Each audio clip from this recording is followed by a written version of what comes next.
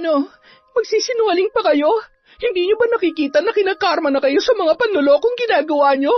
Akala niyo ba hindi ko alam? Mga sinungaling kayo, mga mapagsamantala. Ngayon, lasapin niyo ang lahat ng paghihirap namin dahil lamang sa kagustuhan niyong kumita ng pera. Hindi ko babawiin ang sumpa ko sa inyo hanggat hindi niyo pinagsisisihan ang mga kasalanan niyo. Huwag! Maawa ka, iha! Maawa ka! Matanda na kami at marami na kaming pinagdaanan sa buhay. Huwag mo naman kaming pahirapan. Patawad na! Tulong! Tulong! Tulungan niyo kami! Magtiwala ka sa akin. Huwag kang mag-alala, wala akong gagawin masama sa iyo. Kailangan mo lang makawala sa itim na kapangyarihan. Hanggat nakatali ka riyan, hindi mo na magagawa mamuhay na malaya. Magiging lapitin ka na ng tukso ng demonyo para maghiganti sa mga tao na makakasamaan mo ng loob. Bibigyan ka niya ng maraming dahilan para magalit hanggang sa tuluyan mo ng maisangla ang iyong kaluluwa sa impyerno. Ngayon, tatanungin kita, gusto mo bang kumawala sa itim na kapangyarihang bumabalot sa iyo o buong puso mo nang tinatanggap ang pagiging mambabarang mo? Taon 2018, Ilocos. Bandang 6:00 ng gabi, abala sa kusina at patakbo-takbo sa may sala si Liana kapag may naririnig na tricycle sa kanyang bahay. Paparating kasi ang best friend niyang si Jace. Magkaklase sila sa kolehiyo at yun lamang ang nag-iisa niyang kaibigan na pinagkakatiwalaan.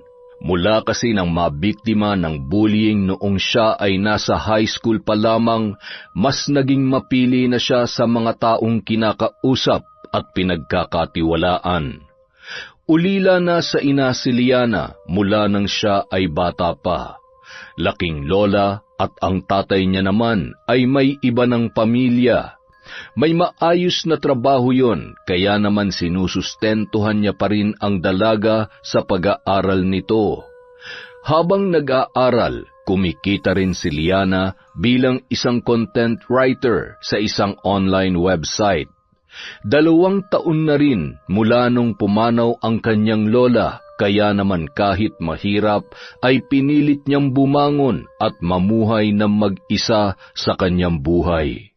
Habang pabalik-balik sa kusina at sa sala, hawak ang sandok sa pagluluto, ay pasilip-silip yun sa bintana. Napatili pa ang dalaga nang tumigil ang isang tricycle sa tapat ng tarangkahan.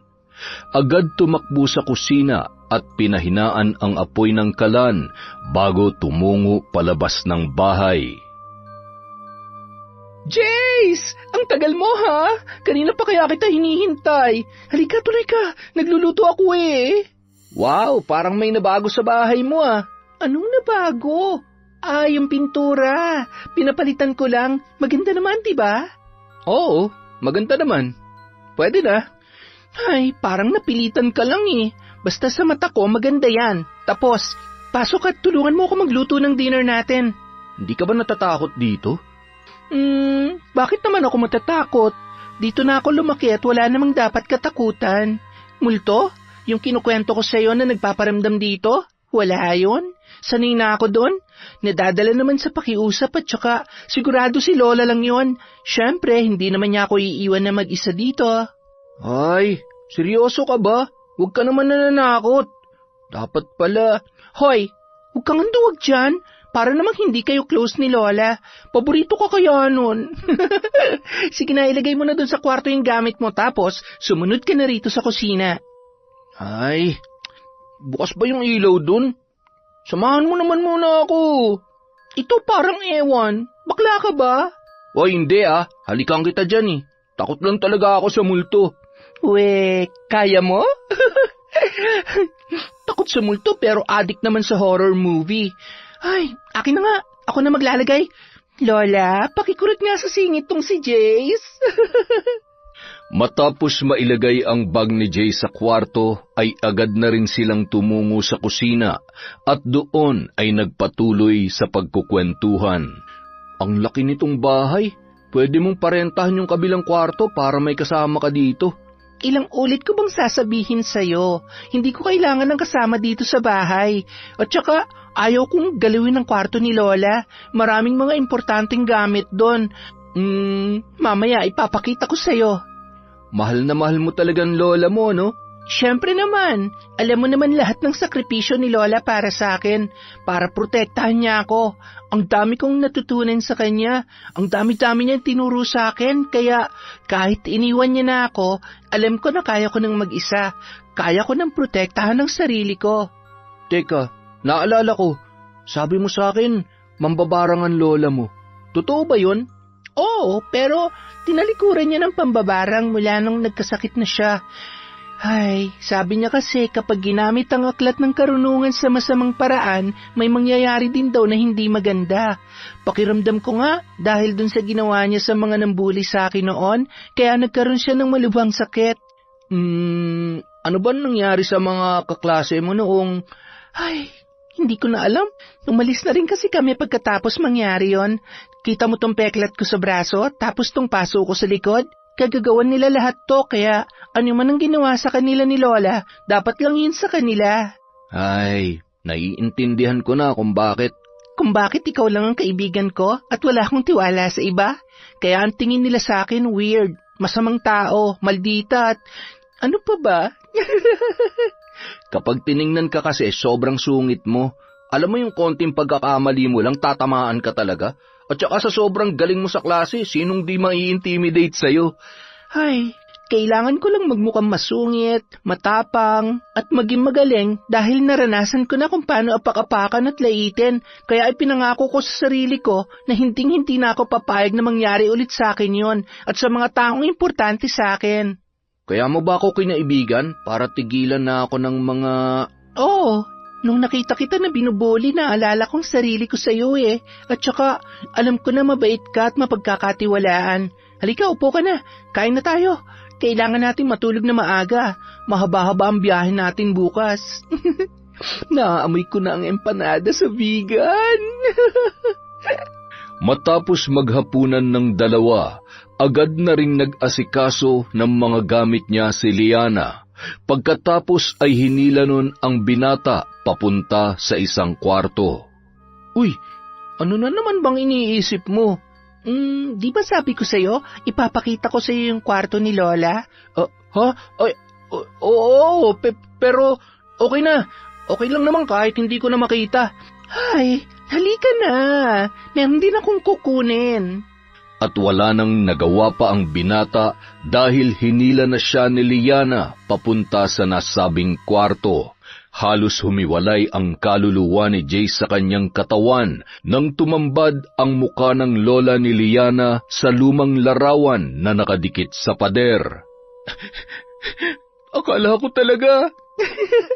Masyado ka. Ang ganda-ganda kaya ng lola ko dyan. Ang gandang mangkukulam, di ba? Teka, heto. Dito nakatago ang mga gamit niya sa pambabarang. Nanlalamig na ang kamay ni Jace, sabay na palunok ng laway habang tinititigan ang mga gamit na ipinapakita sa kanya ng kanyang kaibigan. Liana, huwag mong pakikialaman yan. Baka mamaya maging mambabarang ka rin. Ay, Jace, kung mambabarang ba ako, magigalit ka sa akin? Hindi mo na ako kakaibiganin? Hindi ko alam. Huwag mo na lang kasing pakialaman yan. Naiihina ako sa takot eh. Ewan ko sa'yo, pero seryoso ako ha. Marunong akong mambarang. Tinuruan ako ni Lola na gamitin ang mga to. Pero huwag ka mag-alala. Marunong ako, oo, pero hindi ko pa naman nagagamit yan. Pero dahil pupunta tayo sa malayong lugar at kailangan natin ng pamalakasang proteksyon, dadalhin ko to. Liana naman eh. Lalo lang tayo mapapahamak sa ginagawa mong yan eh. Hindi yan. Trust me, bro. Akong bahala sa'yo. Halos hindi makatulog si Jace dahil sa mga nalaman niya kay Liana. Sa mahigit 4 na taon nilang pagkakaibigan ay sadyang malalim na ang kanilang samahan. Kaya hindi niya inaasahan na may lihim pa pala siyang matutuklasan tungkol sa dalaga. Ay, ikaw na. Ikaw nang maraming alam at pati pambabarang ay talaga naman Ay, salamat, dinalaw rin ako ng antok. Ay, ang ganda-gandang babae, lakas humilik, humahagok pa. Mukhang itong hindi magpapatulog sa akin eh. Kinabukasan, 7:00 ng umaga, nasa terminal na ng bus ang magkaibigan. Agad rin naman silang nakasakay. Inabot ng 10 oras ang kanilang biyahe. Pasado 5:00 nang makarating sila sa nasabing lugar. Pagkababa ng bus ay agad naman silang sinalubong ng isang matandang lalaki. Iha! Iho! Mukhang pagod na kayo sa biyahe ah. Meron akong alam na transient house dito. Malapit lang yun. Sumunod kayo sa akin at nandun kasi nakaparada ang tricycle ko. Salamat po, Lolo. Huwag po sanang masyadong... alam niyo na. Oo naman. Murang-mura lang. At saka, kaibigan ko may-ari noon. Kung minsan ay ume-extra din ako ron bilang tagalinis. Sa katunayan ay dun ko lagi dinadala ang mga tayong pumupunta rito dahil mabait ang may-ari at maayos ang kanilang panuluyan. Aba, ayos. Mabuti naman po kung ganun. Basta akong bahala sa inyo. Sakay ng tricycle, dinala sila ng matanda sa nasabing transient house. Nagkatinginan naman ang dalawa nang mapansin na medyo malayo-layo na ang kanilang binibiyahe. Manong, akala ko ba malapit lang? Bakit po dito pa tayo dumaan? Lubak-lubak at aray ko naman. Ha? Ano yon, Ineng? Hindi kita maintindihan. Masyado mahangin. Malapit na tayo. Umiwas lang tayo sa traffic. Ano raw? Naintindihan mo ba? Ha? Hindi nga rin eh. Hayaan mo na. Ang importante, makarating tayo sa pupuntahan natin. Ilang sandali pa, tumigil na ang tricycle sa isang poste malapit sa gate ng isang transient house. Sinulya pa ng dalawa ang bahay na yon na yari sa pulang bricks at kahoy. Mukhang okay naman. Pwede na. Sa tingin mo, Jace? Oo, maganda. Kaya lang... Ma'am, sir, ay kukunin ko na po sana yung bayad ninyo. Ay, oo nga po pala. Sorry po. Magkano po, Manong? Ay, pwede ng 100. Okay po. Heto po. Salamat po. Ay, Ineng, kulang pa ito. Ho? Sabi niyo po kasi 100, di ba? Oo nga, 100 ang bawat isa sa inyo. Yun pala. Eto po. Grabe, ang mahal po pala ng pamasahe rito sa inyo. Ay, ganun kapag special.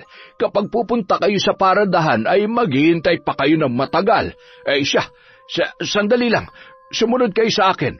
Baka sakaling makadiscount kayo. Sasabihin ko lamang ay kamag-anak ko kayo. Aba, ayos pala to si Lolo Max. Teka lamang at... Ang bait nyo naman, Lolo Max. Medyo may kamahalan nga lang maningil ng pamasahe. Grabe, 100. 5 sakay ko na ng tricycle yun dun sa atin eh. Oo, pero hayaan mo na. Ganun talaga. Kanya-kanyang diskarte para kumita ng pera. Hindi bale. Basta ang importante, mag-enjoy tayo. Alam mo, hindi na natin magagawa to kapag may trabaho na tayo. Buti kung mag-stick na ako sa trabaho ko online. Kaya lang, sayang naman ang inaral ko. Sa hirap ng pinagdaanan natin sa accounting course natin dati, hay nako, kailangan na rin mag-enroll para sa review natin. Ang goal natin, pumasa at maging Certified Public Accountant. Samantala, hindi nila alam na mag-asawa tayo, ha? Ang sabi ko lang ay ipapakilala ko sila bilang mga kamag-anak ko. Alam mo na. Siya, basta para sa iyo, Tart. Sige na, papasukin mo na sila at kailangan na natin masimulan ang husay ko sa pagganap. Kaano-ano kita ngayon, Tart? Ano pa nga ba? Di utusan. Basta sumakay ka na lang. Sandali lamang, ha? Habang nag-uusap sina Jace at Liana, kinawayan naman sila ni Lolo Max at sumenyas na tumuloy na sila. Magandang gabi sa inyo. Tuloy kayo sa aming munting transient house. Ako si Lola Purita. hindi nyo pagsisisihan ang pagpili sa amin. Sisiguraduhin ko na magiging komportable at masaya ang pananatili nyo dito sa amin. At dahil kakilala pala kayo nitong si Max ay bibigyan ko kayo ng malaking discount. Ilang araw ba kayo dito? Kakilala? Opo, 5 araw po kami rito, Lola. 5 araw? 1.5 kada araw. Ay, sige, 7.5 na lamang. Yung mga kakailangan ninyo ay sandali nga. Max, ikaw ba'y bibiyahe pa? Ha? Ay, ako? Ay, teka, anong oras na ba?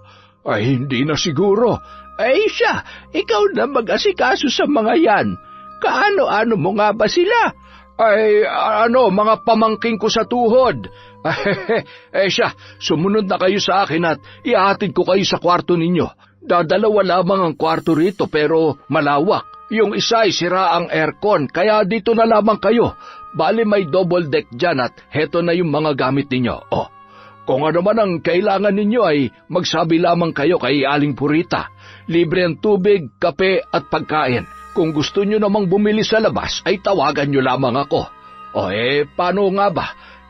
Isave nyo ang number ko para kung sakali man na meron kayong pupuntahan, ako nang bahala sa inyo. Total ay may tricycle naman tayo. Hindi na nag-alangan pa ang dalawa nung mga oras na yun. Tila ba lahat ng sinasabi ni Lolo Max at ni Lola Purita ay sinang-ayunan na lamang nila. Habang nagpapahinga at nag-aayos ng kanilang mga gamit sa kanilang kwarto, masinsinan namang nag-uusap ang dalawang matanda. Tart, halika nga. Halika dito, dali. Mukhang tiba-tiba na naman tayo ngayon. Ang galing-galing naman talaga ng tart ko. O siya, magluto ka na ng adobo at batchoy para sa mga bisita natin. Titimbrehan ko na rin si Badong at bukas na bukas ay siguradong makakatanggap na naman siya ng grasya. O di kaya naman ay puntahan natin sila mamaya kapag tulog na ang mga bisita natin. Tart, ako na ngang naghahanap ng customer ay ako pa magluluto para sa kanila. Anak ng... Nagrereklamo ka ba, Tart? Baka gusto mong matulog sa labas ng kulambo mamaya. Ay, eto na nga magluluto na. Tart, baka naman pwede mo akong tulungan. Kita mo to, naka-1,000 na ako ngayong araw. Tsaka, pakis nga. Tumigil ka nga dyan, baka makita tayo. Wala naman talaga akong masabi sa kasipagan ng tart ko. Siya, halika na sa kusina at magluto na tayo. Akin na 1,000 at baka malaglag pa kung saan. Dito sa Braco siguradong dadami at hindi magagastos yan. Ay, mukhang naisahan na naman ako ng tart ko Abat, parang sa kanya lamang hindi umi-epekto ang palipad hangin ko. Ano yan, Tart? Ay, wala. Ang sabi ko ay kailangan na natin magluto para bago mag-alas 8 ay makakain na yung dalawa. Ano sa tingin mo? Magkaibigan sila o mag-asawa? O magkasintahan? Sa tingin ko ay magkaibigan, Tart. Parang nung kapanahunan lamang natin. Magkaibigan lamang tayo dati, hindi ba? Kaya lang ay mapilit ka. Hoy, tigilan mo nga ako. Kung hindi ako nagkakamali ay ginayuma mo lamang ako. Ay, teka. Hindi ko gusto yung pinupunto mo, ha? Parang ikaw pa talaga ang napilitan. Sandali nga't iimpake ko na itong mga gamit mo. Tart naman. Masyado naman mainitin ang ulo. Nagbibiro lamang ako Uminom ka na ba ng maintenance mo? Tubig. Malamig na tubig gusto mo? Hindi mo ako madadaan sa paganyan-ganyan mo, ha?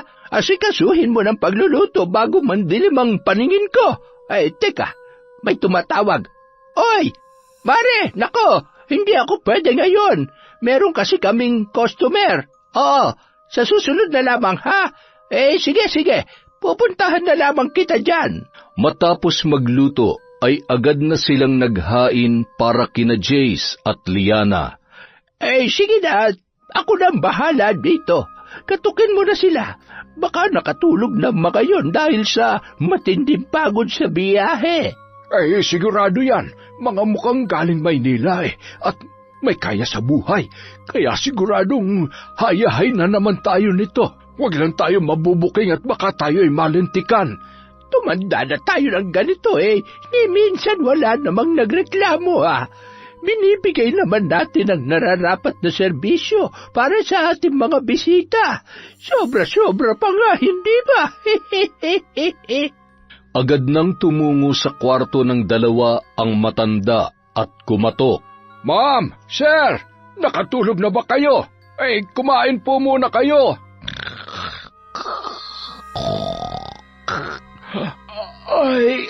Sandali lang po. Tulog na tulog at talaga namang humihilik pa rin. Parang, ang banas Mukhang 1 taon nang hindi nalilinisan ang aircon. Liana, gising. Kakain na.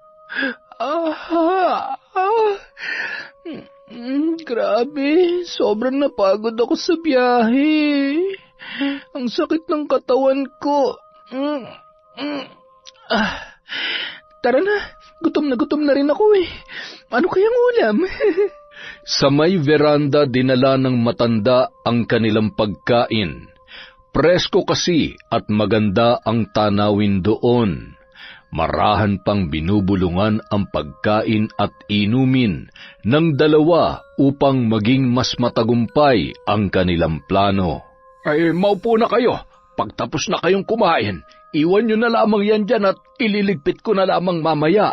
Wow, si Lola Purita po ba nagluto ng lahat ng ito? O may iba pa po kayong kasama dito? Ako nagluto niyan. Kami ni Aling Purita. Ano kasi, nagkasakit daw yung kasakasama niya dito. Siya, kumain na kayo. Bukas ay, anong oras ba tayo aalis para mapaghandaan ko? Dito na lang din ako makikitulog. Naku, sobrang bait niyo naman po.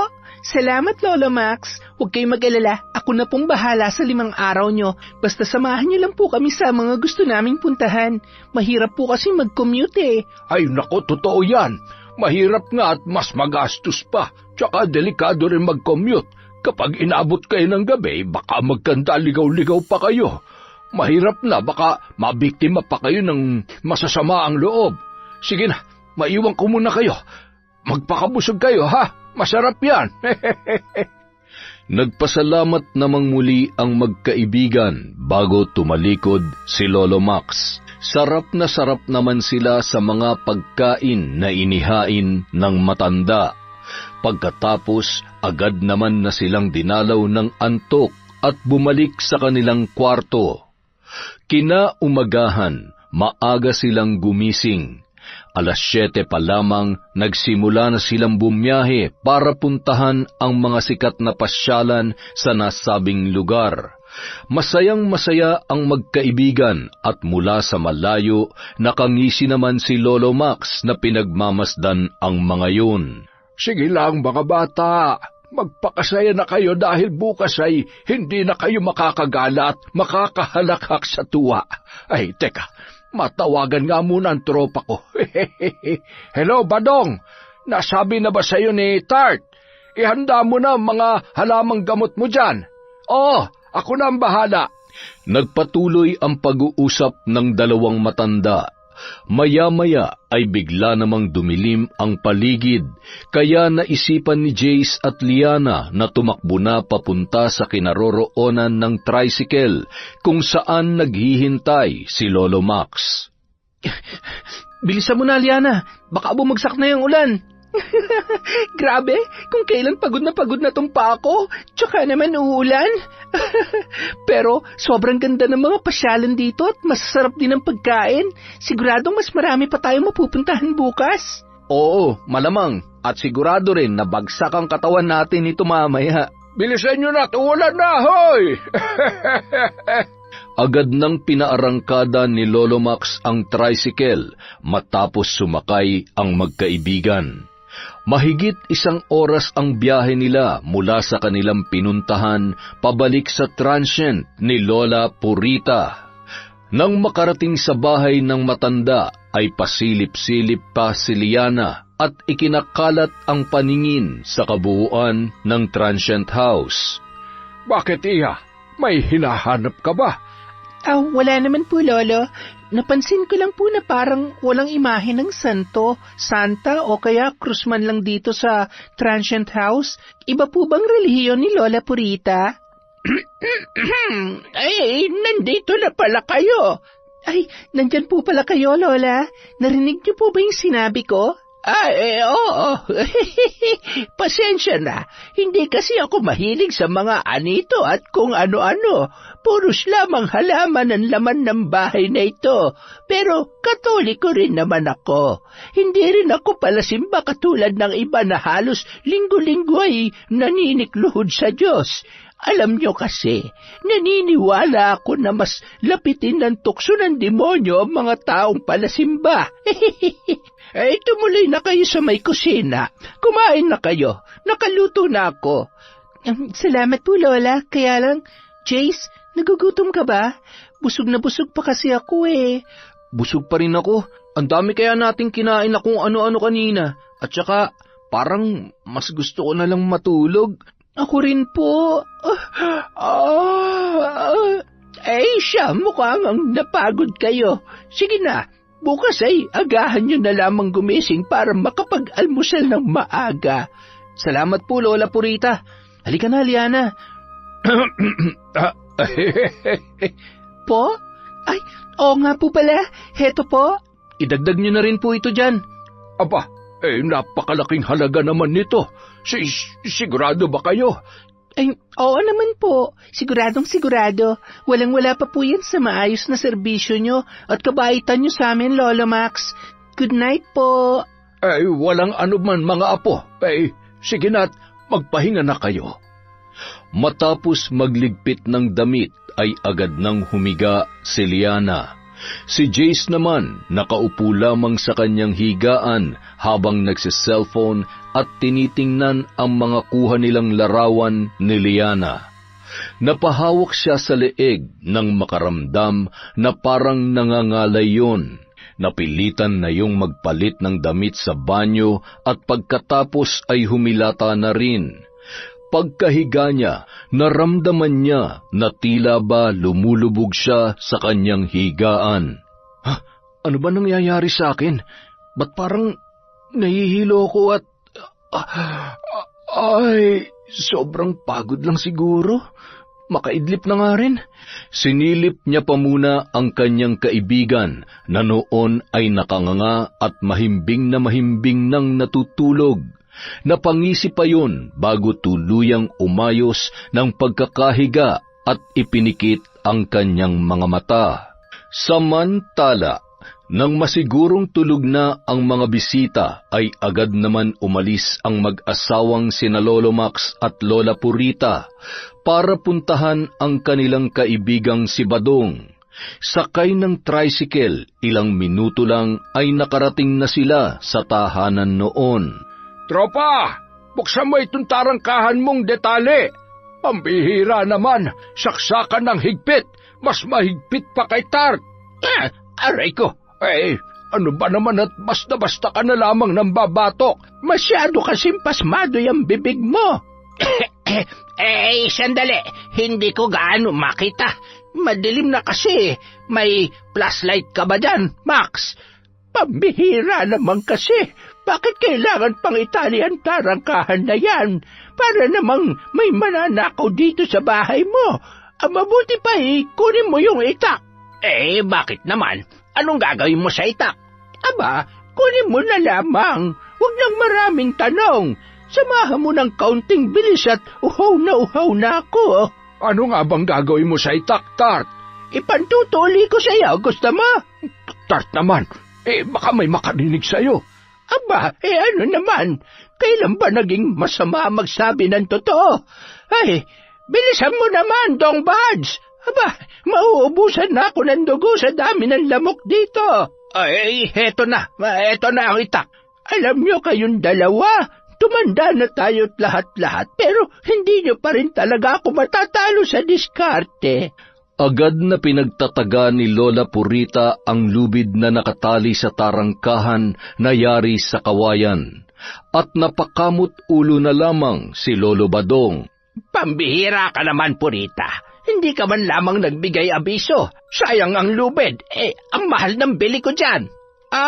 Mahal ba? Hayaan mo't bukas, bumili ka na lamang ng bago. O di kaya bibilhang kita. Yung mas mahaba para may pantali ka dyan sa leg mo kapag pagod ka ng maging tanga. Ultimo pagtali hindi mo magawa ng tama. Siya, ano pang hinihintay natin? Pumapatak ang oras. Ang mabuti pa habang tumatagay ay pag-usapan natin ng mabuti at ihanda ang mga kakailanganin mo bukas. Agad namang inilabas ni Mang Dongbads ang isang bote ng basi, matamis na alak na gawa sa katas ng tubo. Nang magsimula na ang pag-ikot ng baso ay sinabayan din yon ng kanilang pagpaplano para sa dalawa nilang bibiktimahin. Ano bang plano niyong gawin sa mga yon? Kaya ng dati. Pagsusuka at sakit ng tiyan. Pagkatapos ay kailangan mo ng galingan at yung kunwaring ibibigay mong mga gamot ay siguraduhin mong hindi sasablay. Gumawa ka ng bago, yung hindi matutuluyang masira at mamatay yung mga pasyente natin. Siya, huwag kayong mag-alala. May bago akong gawang halamang gamot na mainam sa sakit ng tiyan. Doon naman sa sasapian ay diskarte na namin yon. Alam na namin ni Max kung paano. Matagal nang magkakaibigan ang tatlo mula nung sila ay mga bata pa lamang. Ang transient house naman na yon ay pinababantayan lamang sa mag-asawang matanda ng totoong may-ari dahil sa ibang bansa na permanenteng naninirahan ang mga yon. Isang dekada na ang nakalilipas. Iniwan nila bilang pasasalamat sa mag-asawa na matagal nang naninilbihan sa naturang pamilya. Dahil matanda na at sa hirap ng buhay, naisipan nilang gawin ang pambubudol upang kumita ng malaking halaga. Matapos ang mahaba-habang pag-uusap at pagpaplano, ay sakto namang nakaubos sila ng 2 bote ng basi. Tart, uuwi na ba tayo? Tulog na pala itong lintik na ito Napagod ata sa biyahe kanina. Tart, gumising ka. Uuwi na tayo. Maaga pa tayong gigising bukas. Babangon ka hahambalusin kita nito. Tart, uuwi na ba tayo? Nalasing ka ba? Ako pa talagang tinanong. Kaya mo pa ba mag-drive? Baka naman kung saan tayo sumadsad kapag... Kaya ko pa. Ako pa. Ugali mo kinakaya ko pagdadrive pa kayo lasing. Oo nga naman. Buti na lang talaga ikaw ang nakatuluyan ni Purita. Naalala mo, dati nag-jack and poy tayo kung sinong talo. Siyang manliligaw sa kanya. Mga hinayupak na ito Hindi ko alam yan. Dapat sa inyo ay pinipingot sabay pinag-uuntog yung mga ulo niyong panot. Bahala kayo sa buhay niyo, mga buwisit!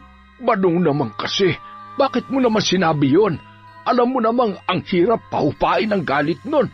Malilintikan talaga ako nito. Ay, Tart! Sandali lang, hintayin mo kung nagbibiro lamang si Badong. Ang sarap talaga ng buhay ko. Malaya, masaya, at walang sinusuyong babae. Hindi nang bababae. Gwapo lang, ipinanganak na pogi at mamamatay na pogi. Ay, makatulog na nga kasama itong unan na... amoy lupa na. 1 taong ko na atang hindi nalalabhan ito. Di bali na nga. Ang importante, bukas, magkakapera ako. Magkakalaman na rin sa wakas ang pitaka ko. Samantala, nang makarating ang mag-asawa sa bahay ay kapansin-pansin pa rin ang galit sa mukha ni Lola Purita na animoy hindi pa rin nahihimasmasan sa sinabi ni Lolo Badong. Tart, huwag ka nang sumimangot. Masyado ka namang maramdamin. Kalimutan mo na yung sinabi ni Dongbads. Ang tagal-tagal na nun, hindi na nga sumasagi yun sa isip ko Tart, may pera ka pa ba? Wala na. Hindi ba halata? Kaya naman pala siya, eto, Ayan ang perang binigay sa akin ni Liana. Sa'yo na yan. Huwag ka na magalit, ha? Bati na tayo. Siya, kahit nagtatampo pa rin ako sige na, bati na tayo. Matitiis ba naman kita? Mahal na mahal kita, Tart. Ay naku, ang sweet-sweet naman talaga ng tart ko. Napakaganda kapag naabutan ng pera. Anong ibig mong sabihin, ha? Mukha akong pera? Ay hindi, ikaw naman. Halika na nga't matulog na tayo at baka mauwi pa sa away ito. Wala na akong ibang mayaabot sa'yo. Bandang 3:00 ng madaling araw, nagising si Liana dahil sa sunod-sunod niyang pag-ubo. Bumangon yun at sinapo ang kanyang noo. Nang mapansin ni Jace na gising ang dalaga, ay agad naman niyang sinilip ang kanyang kaibigan. Okay ka lang ba? Hindi Masakit ang lalamunan ko at masakit din ang katawan ko. May lagnat din ako. Nasobrahan ka yata sa pagod. Sandali lang ha, may dala akong gamot. Eto, uminom ka para gumanda ang pakiramdam mo. Buti na lang, may tubig pa pala tong tumbler mo. Salamat, Jace. Ikaw, kumusta ka? Okay naman ako. Nakatulog nga ako . Nagising lang ako nung naramdaman kong bumangon ka. Teka, aray, ang sakit. Ano nangyayari sa'yo? Ay, sorry. Kailangan ko lang munang... Pambihira naman. Ang baho. Ano ba naman yan? Siguro sa mga kinain namin to. Paano kami makakagala bukas?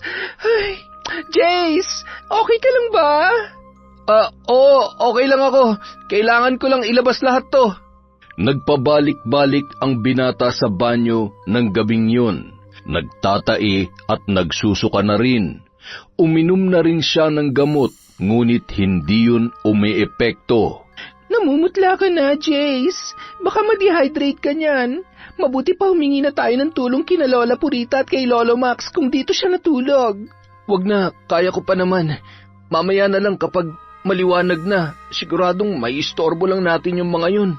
Mahirap talagang bumili ng pagkain kung saan-saan lang. Ay, sigurado ka ha? Tumabi ka na nga dito sa akin para hindi ka na pabalik-balik sa taas. Sabihin mo sa akin kapag sobrang sakit at hindi mo na kaya, ha? Huwag mo kong alalahanin. Matulog ka na para mawala na rin yan lagnat mo. Ay, pabugso-bugso ang sakit ng tiyan ko . At saka, hindi ko talaga maintindihan. Bakit tiyan ko lang ang nasira? Hindi ba dapat... Sorry, hala, sandali lang. Tumabi ka nga muna. Bilis, ang sakit. Bandang 5:00 ng madaling araw, nanlalambot na ang dalawa dahil sa patuloy na pagsusuka at pagtatae. Kapwa nanlalamig na ang katawan at namumutla na ang mga labi nila nung mga oras na yon. Nang kumatok ang matanda, ay nagulat naman yon nang biglang sumigaw si Liana. Lolo Max, tulong po! Gamit ang susi sa kanyang bulsa, nagmamadali niyang binuksan ang pintuan. Oh, ano nangyayari sa inyo? Tulungan niyo po kami. Kanina pa po masakit ang tiyan namin. Nagsusukat, nagtatay po kami. Si Liana po, ganun din. Sinabayan pa ng lagnat. Ay, Diyos ko, kaya niyo ba maglakad? Hindi na po. Nangihina na po ako. Hindi bale, akong bahala. Sandali lamang at susundo ako ng manggagamot. Siguradong nausog kayo o baka nadali kayo ng taong may palipad hangin. Mamaya ako na lamang ipapaliwanag ha. Babalik din ako kaagad. Tatawagin ko lamang si Aling Purita para maasikaso kayo. Jace, hindi ko na yata kaya. Mamamatay na yata ako. Huwag ka nang umiyak. Mawawala din to. Huwag ka na matakot. Maya-maya pa, dumating na si Lola Purita at nag-aalalang nilapitan ang dalawa. Nako, ang puputla nyo na. Mahabaging ama, ay teka, kukuha lamang ako ng maligamgam na tubig para maibsan ang pananakit ng tiyan ninyo. Sandali, may mansanilya ako rito. Itaas niyo ang damit niyo at papahirang ko. Ano bang kinain ninyo kahapon? Marami po, Lola, kaya hindi na po namin alam kung alin ang nakasira sa tiyan namin ni Liana. Ngayon lang po ako nakaranas ng ganito sa tanong buhay ko. Nagpasalamat naman ang dalawa sa pag-aalaga at pag-aasikaso sa kanila ni Lola Purita.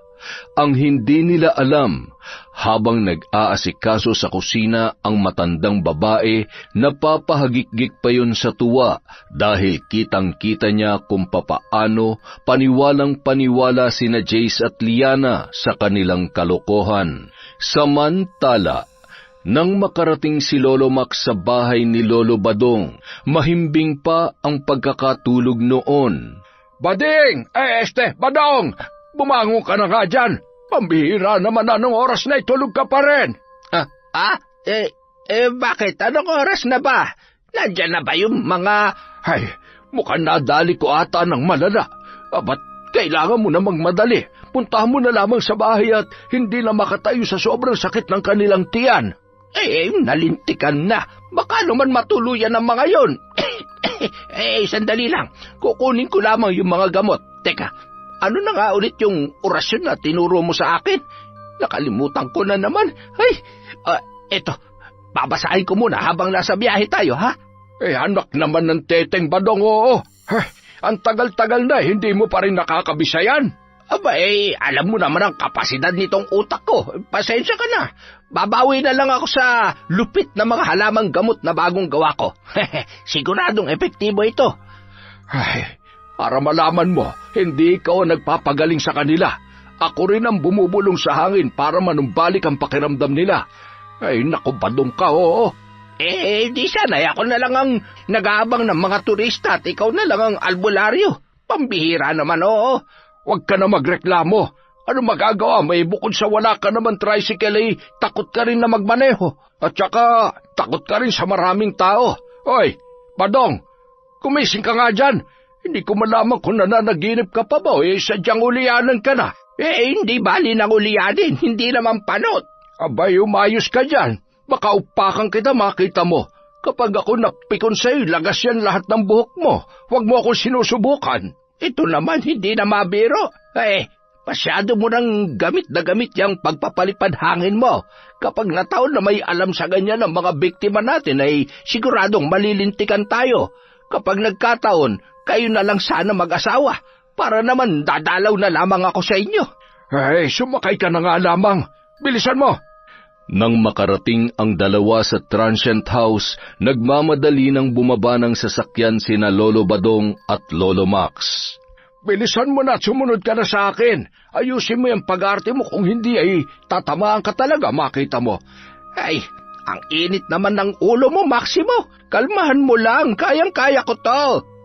Nang makarating sa kwarto na magkaibigang dayo, nabunutan naman ng tinik si Lola Purita na totoong nag-aalala na sa dalawa dahil halos wala na yung mga malay.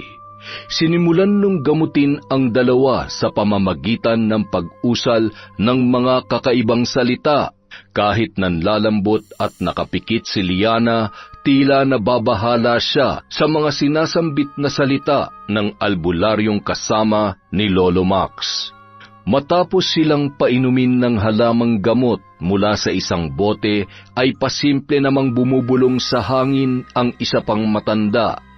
Bigla na lamang uminit ang pakiramdam ng dalawa at nanumbalik ang kanilang lakas. Gayon din ay nawala na ang pananakit ng kanilang tiyan. Maliban na lamang sa sakit ng ulo ni Liana. Marahil ay palipad hangin ang dahilan na nangyari sa inyo. Siguro may taong nagambala ninyo sa pamamasyal ninyo kahapon. Paano niyo po nalaman na namasyal kami kahapon? Nakikwento sa akin ni Max kanina. Buti na taon na hindi pa ako nakakaalis. Pupunta pa kasi ako sa kabilang baryo para manggamot. Sakto naman na dumating siya. Salamat ho, Lolo. Ang galing nyo naman po. Akala ko po kasi kanina katapusan ko na. Mabuti na lang ho at dumating kayo at mabisa yung gamot na pinainom nyo sa amin. Pati na rin ho yung orasyon na ginawa ninyo. Ay, hindi lahat nabibigyan ng Diyos ng ganitong kakayahan upang makatulong sa nangangailangan. Kaya hindi lamang kayo dapat sa akin magpasalamat, kundi sa Amang nasa langit. Walang sakit na hindi mabibigyan ng lunas kapag malakas ang pananampalataya sa Kanya. Matanong ko lang po, ilang taon na po kayong nanggagamot at nasa lahi niyo po bang? Eto, naglugaw ako. Kumain muna kayo at siguradong nagugutom na kayo. Ay, salamat na lamang. Uuwi na rin kasi ako at may lakad pa ako. Pero kung magpupumilit kayo ay pakibalot na lamang. Ay, pasensya ka na. Ang totoo ay para sa mga bisita namin yan. Abat, napakadamot naman talaga ng matandang ito, oo. Magkano ho ang bayad sa... Ay, ikaw. Ang ibig kong sabihin ay kayo na ang bahala. Inabot ni Liana ang kanyang bag at kinuha ang kanyang pitaka. Habang ginagawa niya yon ay muling nag-usal sa hangin si Lolo Max. Iniabot ng dalaga ang 2,000 sa matanda na halos manginig pa ang kamay sa laki ng perang kanyang ibinigay. Bahagya pa yung tumingin kay Max at pinandilatan naman siya ng kaibigan.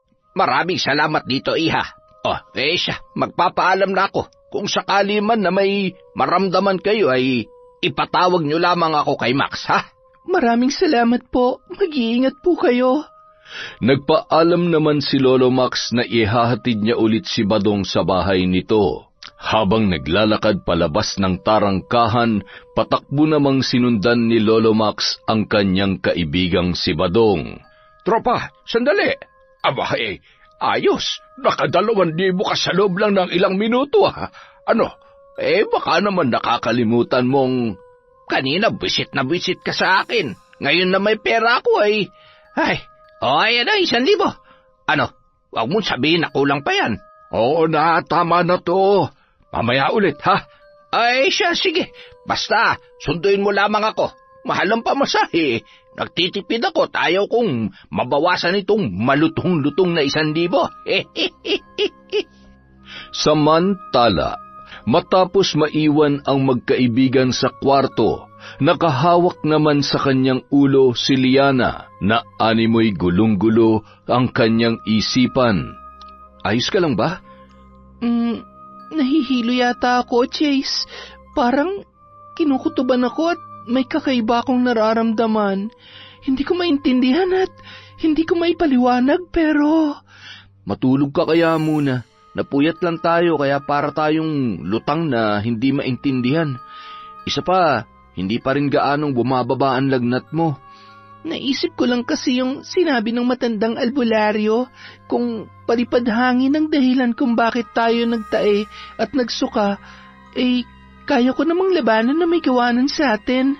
Ang sama naman ng ugali niya. Wala naman tayong ginawang masama para pahirapan tayo ng ganon. Gusto lang naman nating mamasyal dito sa kanila. Huwag mo na munang isipin yan. Ang importante sa ngayon, magpalakas at ikaw, gumaling ka na. Ay, mabuti pa nga itulog ko na lang muna to. Pero pasasaan ba't may kalalagyan ng mga gumawa nito sa atin? Buong araw na nagpahinga sina Jace at Liana, inasikaso at maya-mayang kinukumusta naman sila ng 2 matanda. Nang sumapit ang gabi at tapos na sila maghapunan, napansin ni Jace ang pagkabalisa ni Liana. Ano ba nangyayari sa'yo? Okay ka lang ba? May nararamdaman ka na naman? Chase, pakiramdam ko, alam ko na kung sino may gawa sa atin ito. Buong maghapon, pinagmamasdan ko ang kilos ni Lolo Max at ni Lola Purita. Pinaglalaruan nila tayo. Isa sa kanila o maaaring pinagkakaisa nila tayo. Anong ibig mong sabihin? Liana naman, ayan ka na naman eh. Nananakot ka na naman eh. Ano ba? Hindi kita tinatakot. Sigurado ako sa... Liana, anong... Lumayo ka sa akin. Huwag ka lalapit. Huwag mo akong susundan. Tumakbo yun palabas. Nakasalubong ang 2 matanda at hinarangan yun. Ano ba? Bitawan niyo nga ako. Papatayin ko kayo.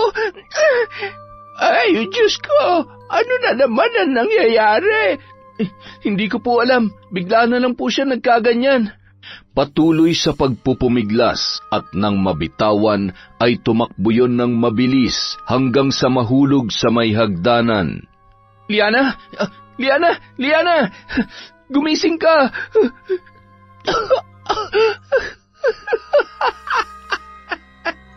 Huwag kayong lalapit! Huwag kayong lalapit sa akin! Mukhang pinaglalaruan siya ng isang tao na may itim na kapangyarihan. Tara na, kailangan natin siyang dalhin sa albularyo habang hindi pa huli ang lahat. Habang binubuhat nila si Liana papunta sa tricycle, napansin ni Jace ang kakaibang tinginan ng dalawang matanda. Gayon din ang pasimpleng pagbuka ng mga labi noon na animoy may inuusal na mga salita. Kinabahan man ay hindi niya malaman kung ano ang kanyang gagawin. Nang makarating sila sa bahay ng albularyong si Badong ay laking gulat niya na animoy nakahanda na ang mga gamit at tila mga bagong pitas lamang ang mga tangkay ng dahon. May isang baon ng nyog na may lamang uling at humahalimuyak ang amoy ng insenso at kamangyan. Sa pagkakataong yun ay napagtagni-tagni na niya ang mga pangyayari. Agad namang sinimulan ang ritual at kapansin-pansin na ang mga inuusal na salita animoy kathang isip lamang. Nababasa ni Jace ang ekspresyon ng mga mukha ng matatanda, gayon din ang mga nais ipakahulugan ng kanilang pagtitinginan. Nang maayos na ang kalagayan ni Liana, ay pasimpleng lumabas ng tarangkahan si Jace. Balisa at nag-iisip kung paano nila matatakasan ang kinasangkutang sitwasyon. Siguradong may pinaplano pa sila sa amin. Kailangan na naming umalis. Diyos ko, tulungan niyo po ako. Hindi ko po alam kung anong gagawin ko. Natatakot po ako. Habang nakatayo at balisa si Jace, nilapitan yon ng isang babae. Iho, anong ginagawa mo dito? Dayo ka, ano? Opo. Bakit ho? Nako, nadali kayo ng matatandang manloloko. Ang mabuti pa'y umalis na kayo. Mauubos ang pera nyo sa mga yan. Modus nila yan at marami na silang nabiktima. Mag-iingat kayo sa kanila. Lalo lamang nakaramdam ng takot ang binata. Gayunpaman, hindi niya maaaring ipahalata sa matatanda na alam niya na ang katotohanan. Bandang 8:00 ng gabi nang makabalik sa transient house ang mga yun. Matapos maghapunan ay agad na isinara ni Jace ang pinto at kinakabahan na naman sa kung anong posibleng mangyari sa kanila ng gabing yon. Oh, bakit? May problema ba? Oo. Ang totoo, mukhang tama ka, Liana. Yung sinabi mo sa akin tungkol sa matatanda, totoo yun. Nilapitan ako ng isang ali kanina at sinabi sa akin ang tungkol sa sikreto nila. Pinaglalaruan nga nila tayo. Matagal na ron na ganyan ang gawain nila para kumita ng pera. Kailangan na nating umalis dito. Kung hindi, baka kung ano na naman ang mangyari sa atin. Ay, ano ba talagang nangyari sa akin? Bago ka nawalan ng malay, para kang sinasapian. Nahulog ka rin sa may hagdan kaya nabangasan tuloy ang mukha mo. Okay lang, mababa lang naman yung hagdan. Bakit ka umiiyak? Huwag kang buhay na buhay pa naman ako. Kasi wala man lang ako nagagawa para protektahan kay. Kasi duwag ako. Lagi na lang akong natatalo ng takot. Naiinis na ako sa sarili ko na wala akong magawa para sa'yo. Alam mo, ang cute mo. Huwag kang maarte. Huwag ka nang umiyak. Okay lang yon. Hindi mo kailangan magpaka-superhero para sa akin. Basta kasama lang kita, okay na ako. Anong ibig mong sabihin? Tsaka na natin pag-usapan yan. Sa ngayon, kailangan na nating gumanti. Liana naman umuwi na lang tayo. Alam mo, kapag may nangyari pang masama sa'yo, hindi ko na talaga alam ang gagawin ko. Chase, tumingin ka sa akin. Ha? Ayaw ko nga. Titingin ka o hahalikan kita. Ano ba kasi yun? Ang pogi mo. Akong bahala sa'yo. Halika. Agad na kinuha ni Liana ang mga gamit niya sa pambabarang. Liana, huwag mong sabihin na gagamitin mo yan. Oo, bakit? Natatakot ka na naman? Huwag ka mag-alala. Alam kong ginagawa ko. Kailangan lang natin silang turuan ng leksyon. Alam mo, hindi natin alam kung anong dahilan nila para gawin ang mga bagay na ginagawa nila sa atin. At kung may malalim na dahilan, hindi pa rin yung tama. Sisiguruhin ko na tayo ang huling biktima nila. At wala nang nagawa pa si Jace para pigilan ang kanyang kaibigan na si Liana, na noon ay isa-isa nang inilalabas ang mga gamit sa pambabarang. Matapos sindihan ang 3 kandilang itim at ilabas ang manikang kulay itim din na may mga nakatusok na kalawanging karayom at mga tinik, isa-isa niyang pinagtatanggal yon at inilagay sa isang sisidlan.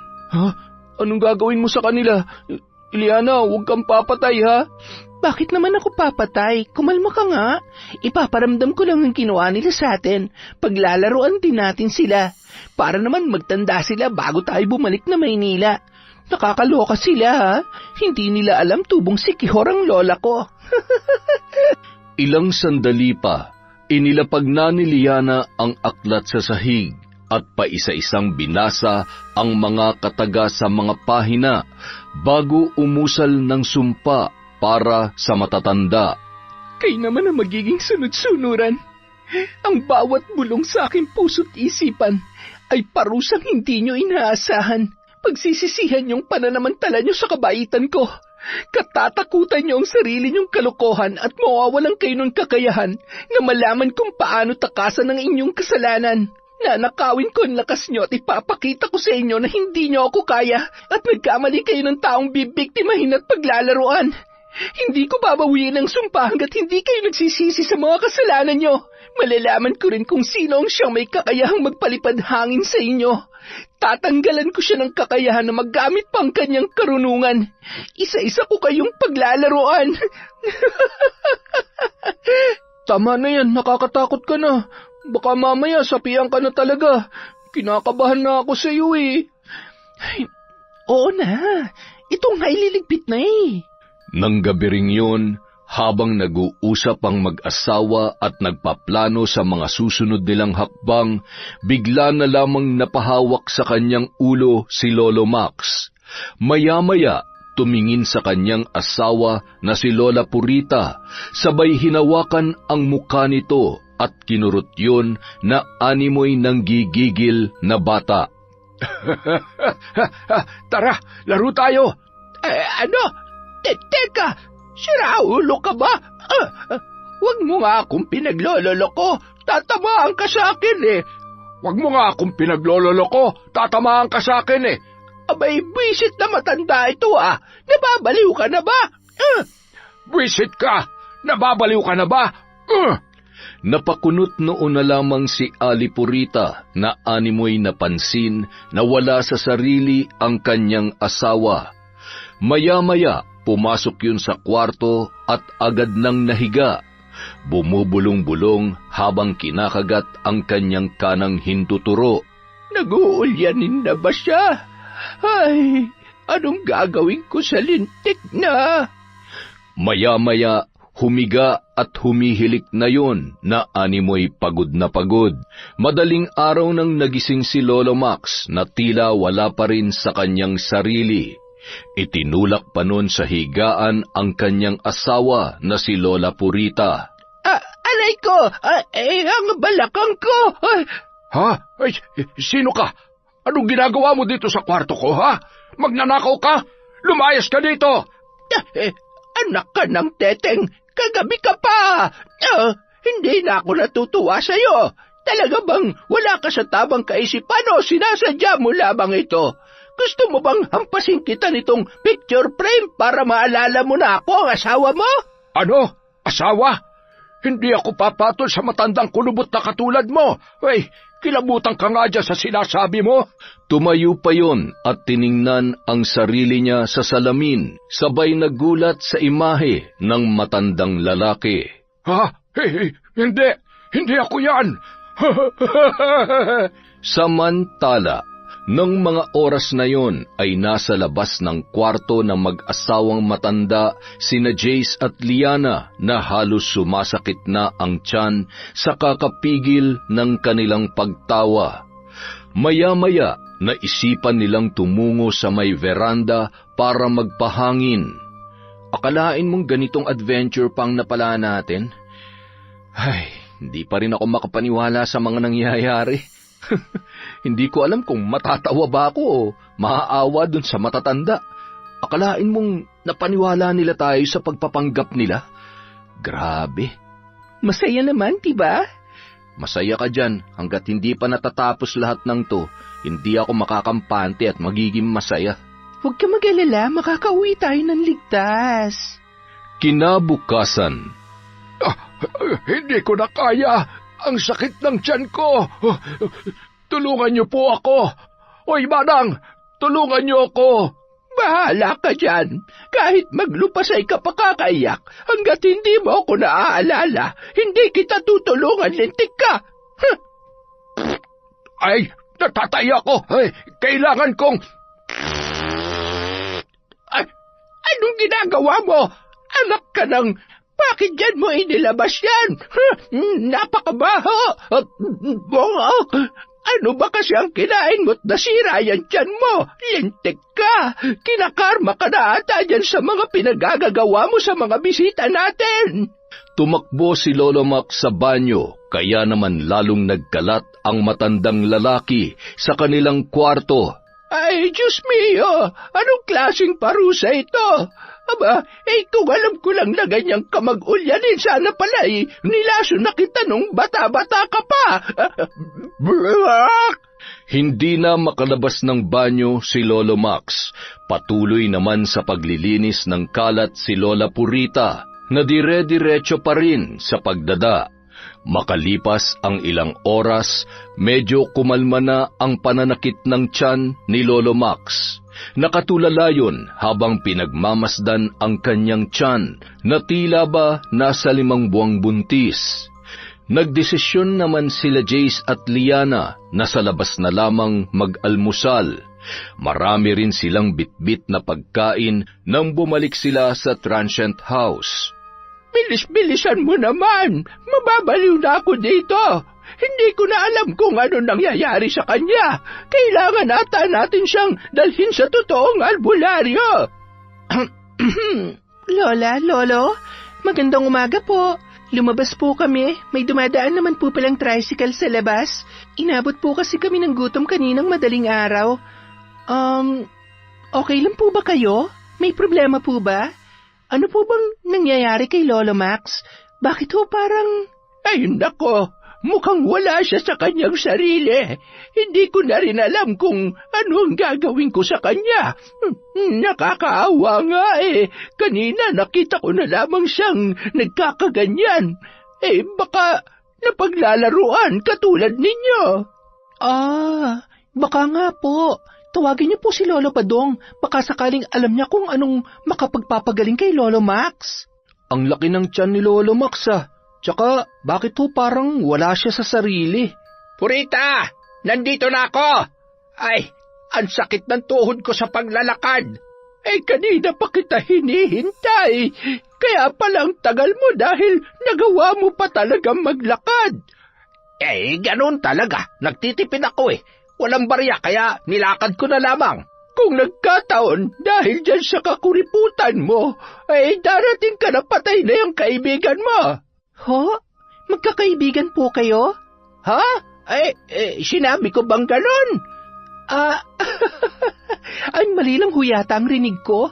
Halos magkakaedaran po kasi kayo tapos kayo po ni Lolo Max. Halos magkamukha na rin po kayo. Para po kayong mag-asawa. Sandali muna, Ineng. At paiinumin ko muna ng gamot itong si Max para matigil na sa pagtatae. Ano? Paiinumin mo ng peke mong gamot ang tart ko. Ay, ano ba naman? Kanina pa ako nadudulas. Pahamak na bibig ito ah. Sige lang, magsinungaling pa kayo. Ikaw talaga Purita, masyado ka. Tinawag mo pa ako't inistorbo kung wala ka namang bilib na mapapagaling ko yang si Max. Walang kasing bilis at tila wala na rin sa katinuan na binuksan ni Lolo Badong ang isang bote at pinainom yon kay Lolo Max.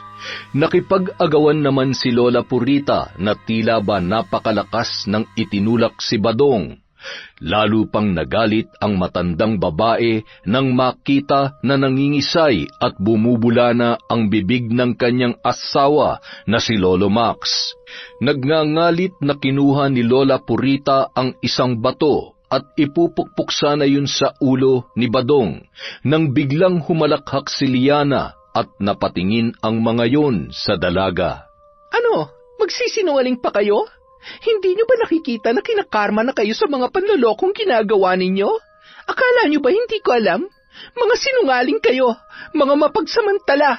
Ngayon, lasapin nyo ang lahat ng paghihirap namin dahil lamang sa kagustuhan nyong kumita ng pera. Hindi ko babawiin ang sumpa ko sa inyo hanggat hindi nyo pinagsisisihan ang mga kasalanan nyo. Wag! Maawa ka, iha! Maawa ka! Matanda na kami at marami na kaming pinagdaanan sa buhay. Huwag mo naman kaming pahirapan. Patawad! Sana ganun lang kadaling magbigay ng kapatawaran. Ilang tao na ba nabiktima nyo? Nandito kami para magbakasyon, para gumaan ang aming pakiramdam, mag-enjoy. Anong kasalanan namin sa inyo? Wala naman, di ba? Nagtiwala kami sa inyo. Nagbabayad naman kami ng maayos. Alam nyo kahit gaano pa kalaking pera makuha nyo dahil sa panggagancho nyo, hindi kayo magiging masaya dahil tiwala ng taong sinisira nyo. Lalo ka na, Lolo Max. Alam kong ikaw ang may karunungan sa pagpapalipad hangin, kaya sumakit ang tiyan ko, nagsuka at nawala sa sarili. Kaya dapat lang yan sa'yo. Ay, tama na. Maawa ka. Huwag mo akong papatayin. Magbabagong buhay na ako. Tart, tulungan mo ko. Sige na. Dahil sa matinding galit ni Liana na sinasabayan pa ng biglaang pagkulimlim, kulog at kidlat, nagsiliparan ang mga tuyong dahon, pati na rin ang upuan at mesa sa labas ng bahay na yun. Ay, naku po Diyos ko, amang mahabagin, napakalakas niya, anong klaseng nilalang ba siya? Nang mga sandaling yon, maging si Jace ay natakot na rin, lalo na nang makita ang pagbabago ng itsura ng kanyang kaibigan. Patuloy yon na nag-usal ng mga kahindik-hindik na salita at itinuturo ang mga matatanda na nagpapagulong-gulong at humihiyaw sa sakit. Liana, tama na! Naglakas loob na lapitan ang kaibigan, ngunit naitulak siya nun. Tumilapon at tumama sa isang bato. Doon ay unti-unting nahimasmasan si Liana at bumalik sa kanyang normal na kaisipan. Akma na niyang lalapitan si Jace nang bigla naman siyang nawalan ng malay. Agad na tumayo ang lalaki at nilapitan ang kanyang kaibigan. Kasabay ng kawalan ng malay ni Liana ay ang pagkawala ng sakit ng tiyan ng matatanda, na noon ay agad namang tumayo para saklolohan ang dalaga. Maaring hindi kinaya ng katawan niya ang paggamit niya ng itim na kapangyarihan. Pasensya na, iho. Kasalanan namin ang lahat ng ito. Patawarin niyo sana kami. Kung magrereklamo kayo laban sa amin ay tatanggapin namin dahil... Huwag niyo na po munang isipin yan. Tulungan niyo na lang po muna ako na magkamalay ang kaibigan ko. Liana, gumising ka. Naririnig mo ba ako? Sa tingin ko ay kailangan niya muna magpahinga. Kailangan natin siyang dalhin sa kwarto. Kaya mo ba siyang buhatin? Opo, susubukan ko. Ilang minuto matapos magkamalay nang hihinang nagising si Liana. Sinubukan niyang igalaw ang kanyang katawan, ngunit tanging mahinang boses lamang ang lumabas sa kanyang bibig. Anong nangyari sa akin? Bakit hindi ko maigalaw ang kamay ko? Liana, huwag mong pilitin ang sarili mo. Magpahinga ka lang muna. Sabi ko naman sa iyo hindi mo na kailangang gumanti. Tingnan mo tuloy. Gusto ko lang naman silang turuan ng leksyon. Samantala, Paano na lang kapag nakulong tayo? Siguradong magsusumbong ang mga yan sa pulis. Ayokong makulong. Anong gusto mong gawin natin? Tumakbo? Magtago? Tapos ano? Tutuluyan pa rin tayo ng dalagang mambabarang na yon. Nakita mo naman kung anong kaya niyang gawin. Kapag binigyan pa natin siya ng dahilan para magalit, siguradong susunod ay hindi lang bastang sakit ng tiyan at pagtatay ang dadanasin natin. Kayang-kaya niya tayong patayin. Ay, magsitigil na nga kayo. Kesa tumakas tayo, pwede naman tayong makiusap. Alam ko na may mabubuti silang puso. Sabi niya naman, kaya niya lang ginawa yun ay dahil sa ginawa natin. Isa pa sabi niya nga, hindi niya babawiin ang sumpa kapag hindi tayo nagbago. Kaya ikaw, Badong, huwag ka nang gagawa pa ng kalokohan kung ayaw mong matodas. Ha? Ako pa ngayon? Alam niyo, kasalanan niyo itong mag-asawa eh. Kayo naman lagi ang pasimuno sa lahat ng ito. At talagang sinisisi mo pa kami. Bakit? Kami lang bang mukhang pera dito? Kami lang ba? Umayos ka.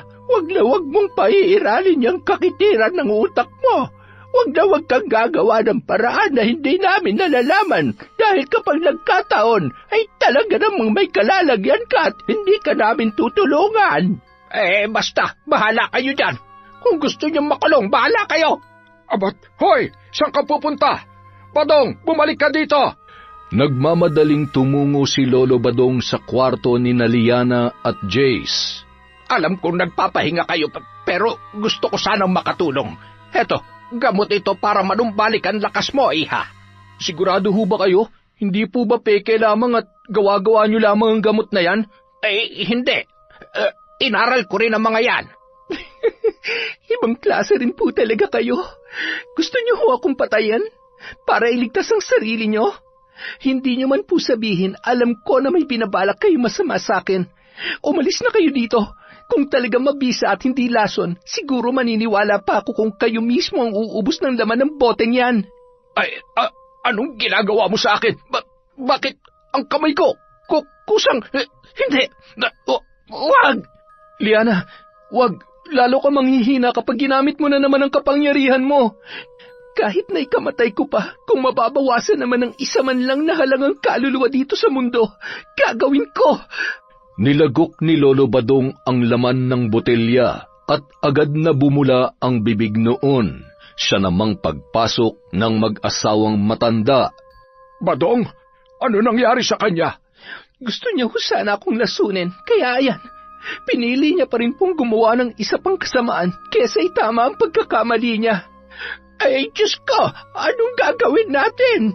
Iha, alam ko na wala akong karapatan na humingi ng kapatawaran, pero huwag mo nang hayaang mabalot ang puso mo ng galit dahil sa mga taong katulad namin. Patawarin mo na kami. Hindi kami tatakbo at maluwag sa kalooban namin na tanggapin at harapin ang mga pagkakamali namin. Bigyan mo lamang kami ng pagkakataon na mabuhay. Badong, huwag ka munang mamamatay. Iha, sige na. Patawarin mo na kami upang mapalaya mo rin ang sarili mo sa kapangyarihan ng dilim na bumabalot ngayon sa pagkatao mo. Maaari ka rin mabiktima ng kapangyarihan na ginagamit mo ngayon. Maawa kayo sa akin. Dalhin niyo ako sa ospital. Pinagtulungan namang buhatin ni Jace, Lola Purita at Lolo Max ang noon ay nag-aagaw buhay ng matanda. Napaluha na lamang si Liana sa kanyang nagawa. Ngunit sa mga pagkakataong yun ay hindi niya pa rin magawang tumayo sa kanyang kinahihigaan. Kayo na po ang bahala. Heto po, gamitin niyo po ang perang ito para sa kanya. Pasensya na ho kayo, hindi ko kayo masasamahan. Kailangan po ako ng kaibigan ko. Sadyang napakabuti ng puso mo, iho. Salamat. Maraming salamat. Sige na ho, mag-iingat ho kayo, bilisan niyo. Nang makapasok sa kwarto si Jace, agad niyang kinausap ang kanyang kaibigan. Huwag ka nang umiyak. Naiintindihan ka naman nila Lola kung bakit mo nagawa yon. Magpalakas ka na. magdasal ka at humingi ng tawad. Gusto mo ba magsimba tayo? Paano tayo magsisimba? Tingnan mo nga ang itsura ko. Daig ko pang lantang gulay. Alam mo, tama ka. Dapat nakinig ako sa'yo. Sana mas pinili na lang nating umalis kesa nagkasakit pa ako. Naiinis kasi ako eh. Naiinis ako sa ginawa nila pero hindi ko naman pala kayang... Anong gagawin ko kapag namatay si Lolo Badong nang dahil sa akin? Hindi siya mamamatay. Alam mo, magdasal na lang muna tayo sa ngayon na maging maayos ang kalagayan niya. Huwag mo na ring sisihin ang sarili mo. Tsaka, kung hindi naman niya pinagtangkaan ang buhay mo di sana hindi yun nangyari sa kanya. Samantala, Masyado pang malayo ang ospital dito. Hindi na aabot ang lokong yan kapag dumiretso tayo. Dalhin na lamang natin siya sa isang albularyo. Oo, mabuti pa nga at mukhang naninigas na ang panga nito. Hoy, Dong Bads, huwag ka muna mamamatay. May kasalanan pa tayong dapat pagbayaran. Ang tanga-tanga mo kasi. Ayan na napala mo tuloy. Masyado kang padalos-dalos. Sa dami na mabibiktima natin, bakit naman kasi mambabarang pa? Ay, nako! Ang karma nga naman! Nang makarating sila sa bahay ng albularyo, agad naman silang pinagbuksan noon ng pinto. Nagkataon na may mga tambay sa labas ng bahay na tumulong sa kanila na buhatin si Lolo Badong. Tulong! Tulungan niyo kami! Ay, naku po Diyos ko.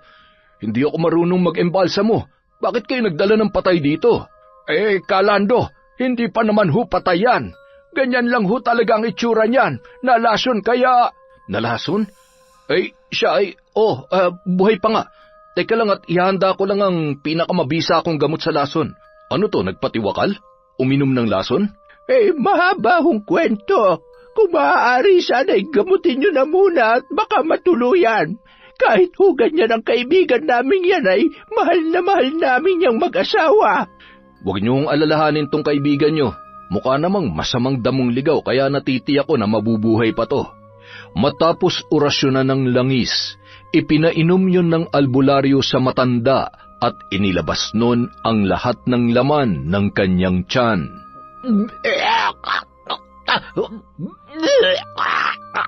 Ay, Jesus Mariosep, baka naman pati bitukan niya na mailuwa niya na. Ganyan po talaga, kailangan mailuwa niya lahat ng laso na nainom niya. Siya, huhuparin ang tiyan yan maya-maya. May isa pa nga ho pala kaming problema. Problema? Ano po yun? Sabihin niyo na upang malaman ko kung matutulungan ko kayo. Meron ho kasing mambabarang sa bahay namin, pero hindi ho siya masama. Sinubukan niyang gamitin ang kapangyarihan niya para kami parusahan.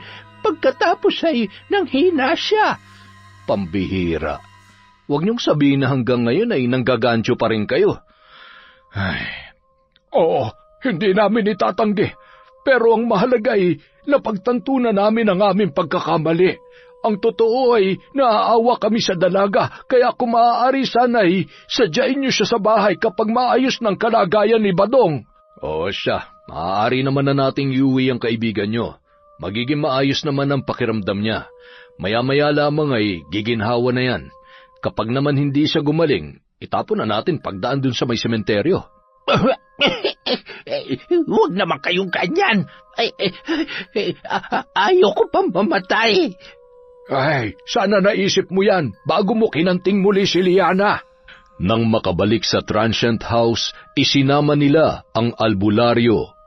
Nang makita ni Liana ang lalaki na may suot-suot na krus at anting-anting ay nanginig yun sa takot. Anong gagawin niyo sa akin? Huwag mo akong lalapitan. Maawa ka. Iha, hindi ka niya sasaktan. Nandito siya para tulungan ka. Magtiwala ka sa akin. Huwag ka mag-alala, wala akong gagawin masama sa iyo. Kailangan mo lang makawala sa itim na kapangyarihan. Hanggat nakatali ka riyan, hindi mo na magagawa mamuhay na malaya. Magiging lapitin ka na ng tukso ng demonyo para maghiganti sa mga tao na makakasamaan mo ng loob. Bibigyan ka niya ng maraming dahilan para magalit hanggang sa tuluyan mo ng maisangla ang iyong kaluluwa sa impyerno.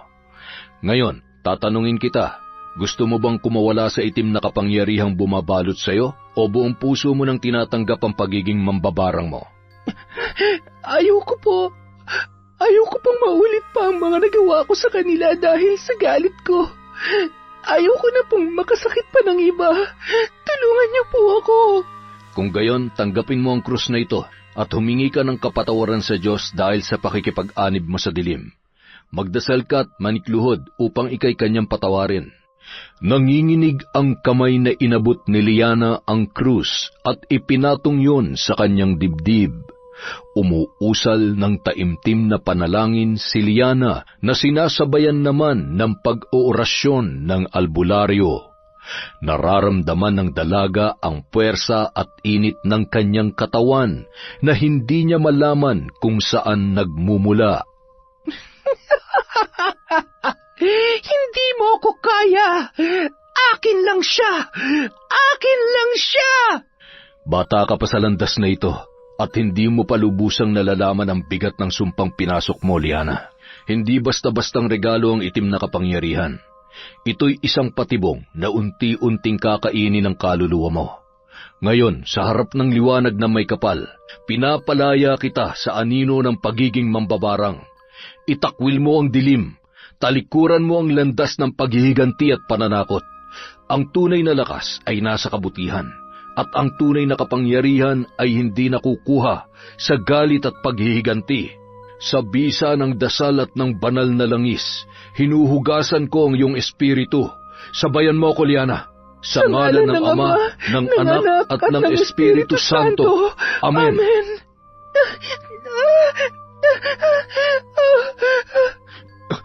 Liana? Mahigpit na niyakap ni Jace habang hinihimas ang likod ng kanyang kaibigan. Malaya na siya sa kapangyarihang itim.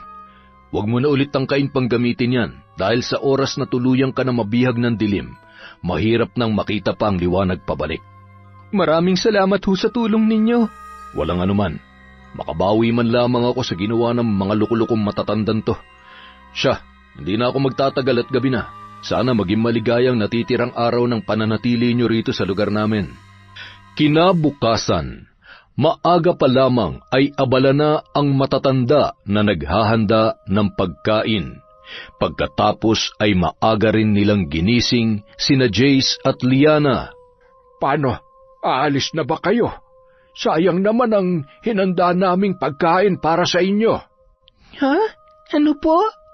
Huwag kayong mag-alala. Pagkatapos ng mga nangyari ay gusto namin makabawi sa inyo. Kaya sige na, huwag na kayong tumanggi at matakot pa. Kalimutan na natin ang mga nangyari. Pasensya na talaga kayo. Naiintindihan ko naman po ang lahat. Masaya po ako na naging dahilan ng pagbabago ninyo. Sige po, makikisaya po kami sa huling araw po namin dito. Wala po uwing-uwi na po kasi itong si Jay sa Maynila. Masyado po kasi akong nag-alala dito sa inyo Nang makarating sa kusina, nakayuko, hiyang-hiya at tila takot na takot pa rin si Lolo Badong sa magkaibigan. Ano ba't para kang hindi nadilig ang halaman dyan, Dong Buds? Ano ka ba, makahiya? Anong makahiya? Walang hiya ka mo. Kung makawalang hiya ka naman, pare-pareho lang naman tayong tumanda sa pagiging manggagancho. Ay, Liana, hindi nyo na ba kami ipakukulong o ire-report man lamang sa mga pulis? Ano, Jace? Sa tingin mo? Ikaw, gusto mo ba? Parang gusto yatang maranasan ni Lolo na maghimas ng rehas sa kulungan Ay, nako po, Diyos ko, hindi po. Kumain na lang po tayo. Huwag po kayo mag-alala, hindi po kami magrereklamo. Basta huwag nyo na sanang uulitin sa iba yung ginawa nyo sa amin. Hindi naman po kasi lahat kaya kayong patawarin at mabigyan ng pagkakataon na magbago. Maiksi lang ho ang buhay sa mundo, kaya piliin niyo pong gawin kung anong tama. Ay, napakaswerte mo, Jace, kay Liana. Kung ako sa'yo ay umamin ka na, baka mabingwit pa yan ng iba. Huwag po kayong mag-alala. Babakuran ko na po para siguradong akin na. Hoy, ang yabang mo ha? Sana tanungin mo muna ako kung gusto kita. Tart, ganyan-ganyan din tayo kasweet nun, di ba? nilalanggam sa kaswitan kahit madalas mo akong inaaway. Ay, pwede bang makahingi ng halik dyan? Naku, hindi ka na nahiya. Pero siyempre naman, pwede.